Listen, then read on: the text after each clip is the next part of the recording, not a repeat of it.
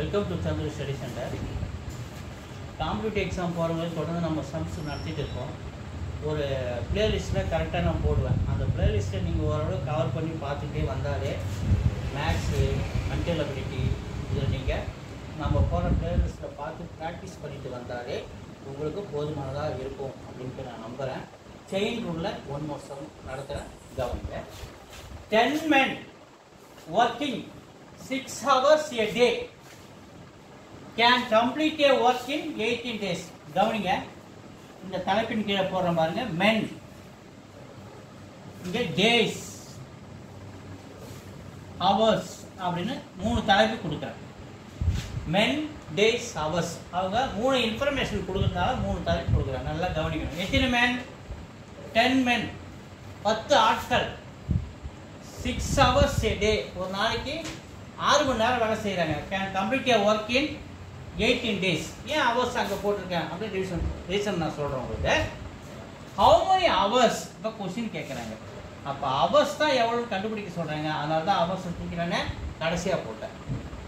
How many hours A day must 15 men, 15 ஆட்கள் வேலை செய்கிறாங்க. Can complete the same work in 12 days. இப்போ புரிஞ்சிச்சுங்களா? மறுபடியும் சொல்கிறேன். 10 ஆட்கள் 18 நாள் வேலை செஞ்சாங்கன்னா அந்த வேலையை 6 hours ஒரு நாளைக்கு செஞ்சாங்கன்னா 18 days முடிக்கிறாங்க. அதே வேலையை, சேம் வேலையை 15 ஆட்கள் 12 நாள் செய்கிறாங்க. அப்போ ஹவர்ஸ் ஒரு நாளைக்கு எவ்வளோ செய்து இருப்பார்கள்? இதுதான் கேள்வி. கவனிங்க. ஸோ இங்கே கொஸ்டின் மார்க் கொடுத்துக்கிறதுக்கும் இந்த ஃபஸ்ட்டு காலத்துக்கும் இதுக்கும் நம்ம கொஸ்டின் மார்க் எங்கே இருக்கு? அவருக்கு கீழே இருக்கு. இப்போ மென்னியும் அவரையும் கம்பேர் பண்ணி அது டைரக்ட் ப்ரொபோர்ஷனா இன்டைரக்ட் ப்ரொபோர்ஷனா முதல்ல நம்ம கண்டுபிடிக்கணும். ஸோ டைரக்ட் ப்ரொபோர்ஷனா இன்டைரக்ட் ப்ரொபோர்ஷனா நம்ம ஒரு சம் நடத்துகிறப்ப உங்களுக்கு புரியும். ஸோ இதில் எந்த டைரக்ட் இன்டைரக்ட் தான் பார்ப்போம். ஸோ 10 men வேலை செய்கிறாங்க, ஒரு நாளைக்கு 6 hours செய்கிறாங்க. ஸோ மென் வந்து அதிகமாக வராங்க இல்லையா? ஸோ அதிகமாகும் போது மேல்குறி மேல் நோக்கி தான் சைன் போடுறேன். ஸோ அம்புக்குறி மேல் நோக்கி போகுது. ஏன்னா மென் வந்து அதிகமாக வராங்க, 10லேருந்து 15 பேராக வராங்க. ஸோ மென்னு அதிகமாகும் போது கம்பல்சரி அவங்களுக்கு ஹவர்ஸ் கம்மியாக தான் ஆயிருக்கும் இல்லையா? ஆட்கள் அதிகமாகும் போது என்ன பண்ணியிருக்கோம்? ஹவர்ஸ் கம்மியாக தான் ஆயிருக்கும் அந்த வேலையை முடிக்கிறதுக்கு. அப்போ ஹவர்ஸு கம்மியாகுது. ஸோ கீழ் நோக்கி நான் போகிறேன். ஸோ ஒன்று மேல் நோக்கியும் ஒன்று கீழ் நோக்கியும் மாற்றி மாற்றி ஆப்போசிட் இருந்தால் அதுக்கு பேர் இன்டைரக்ட் ப்ரொபோர்ஷன் அப்படி நம்ம இதை சொல்லலாம். ஸோ இன்டைரக்ட் ப்ரொபோர்ஷன் அப்படின்னு சொல்லும்போது இந்த 10/15 அப்படியே எடுத்து எழுதிக்கணும், மல்டிப்ளை. புரிஞ்சிச்சா? இதை நம்ம மேலே கீழே எதுவுமே மாற்றக்கூடாது. இன்டைரக்ட் ப்ரொபோர்ஷன் இதை நம்ம வச்சு கண்டுபிடிச்சதுக்கப்புறம் இதை 10/15 மல்டிப்ளை அப்படின்னு போடுவோம். அடுத்து இதையும் கம்பேர் பண்ணுறேன். 18 நாள் ஒரு நாளைக்கு 6 hours ஒர்க் பண்ணாங்கன்னா அவங்களுக்கு எவ்வளோ தேவைப்படுது? 18 நாள் தேவைப்படுது. ஸோ நாட்கள் குறையுது. அப்போ கீழ் நோக்கி போடுறேன்.